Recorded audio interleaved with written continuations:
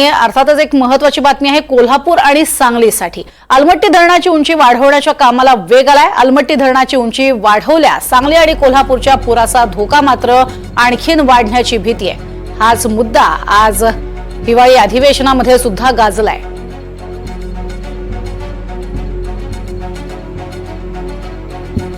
अनेकदा कर्नाटक सरकारच्या अडमुठ्या धोरणांवरती भाष्य होत असतं आणि त्यातच आता अलमट्टी धरणाची उंची वाढवण्याच्या या कामावरून जोरदार अशी टीका ही आमदारांकरवी केली जाते।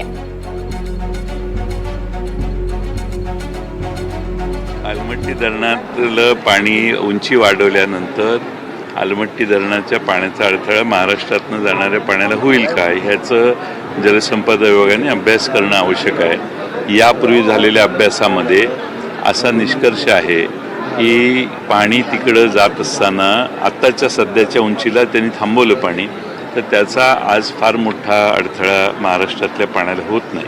पण आता उंची वाढवल्यानंतर काय अडथळा होतो याचं अभ्यास जलसंपदा विभागाने केला पाहिजे। यापूर्वी एकदा त्यांनी केलेला आहे अशी माझी माहिती आहे।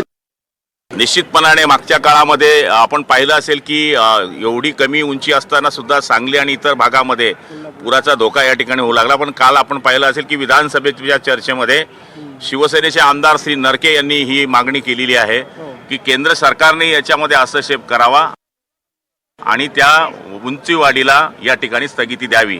आणि आम्हाला खात्री आहे की या ठिकाणी आम्ही जी मागणी केलेली आहे केंद्र सरकार त्याच्यावर विचार करेल, कारण की कोणाची उंची वाढत असताना या ठिकाणी कोणाचं नुकसान होईल असे प्रकल्प होऊ शकत नाही।